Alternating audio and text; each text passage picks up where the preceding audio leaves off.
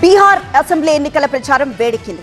ఓటర్ల జాబితాలో సవరణలతో పేరుతో బీజేపీ గెలుపుకు ఈసీ కుట్ర చేస్తోందని ఆరోపిస్తూ ఈ నెల 9వ తేదీన బీహార్ బంద్కు పిలుపునిచ్చారు తేజస్వి యాదవ్.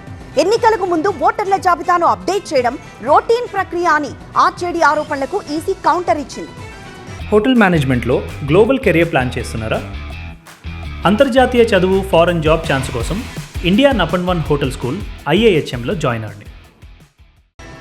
బీహార్ అసెంబ్లీ ఎన్నికలపై అన్ని పార్టీలు సన్నాహాలు వేగవంతం చేశాయి. ఆర్జేడీ నేతలు దూకుడు మరింత పెంచారు. అనారోగ్యంతో బాధపడుతున్నప్పటికీ లాలూ యాదవ్ ఎన్నికల ప్రచారంపై ఫోకస్ పెట్టారు. తనయుడు తేజస్వి యాదవ్ను ఈసారి ఎలాగైనా సీఎం చేయాలన్న పట్టుదలతో ఉన్నారు లాలూ.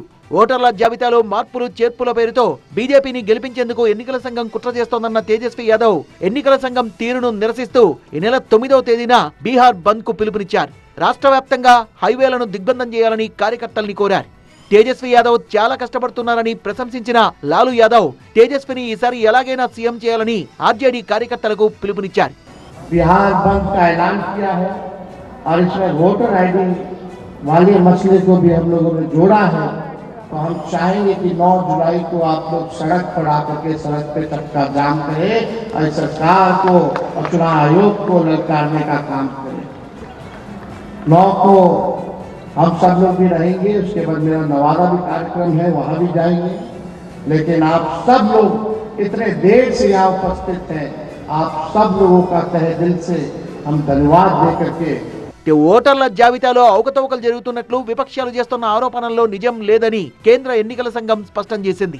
ఎన్నికలకు ముందు ఓటర్ల జాబితాను చట్ట ప్రకారమే అప్డేట్ చేస్తున్నట్టు సిఇసి జ్ఞానేష్ కుమార్ వెల్లడించారు. कानून के अंतर्गत हर चुनाव से पहले मतदाता सूची को अपडेट करना आवश्यक होता है। हर राजनीतिक पार्टी ने मतदाता सूची को अशुद्ध होने का शिकायत भी की और हर बार कहा कि मतदाता सूची को शुद्ध करना चाहिए। ఎన్నికల్లో విజయం కోసం ఆర్జేడీ నేతలు వ్యూహాత్మకంగా పావుల్ని గదుపుతున్నారు. మజ్లిస్తో పొత్తును తిరస్కరించారు. ఎల్జేపీ పశుపతి వర్గంతో పొత్తుకు సిద్ధమయ్యారు. పశుపతి పాస్వాన్తో సమావేశమయ్యారు తేజస్వి యాదవ్.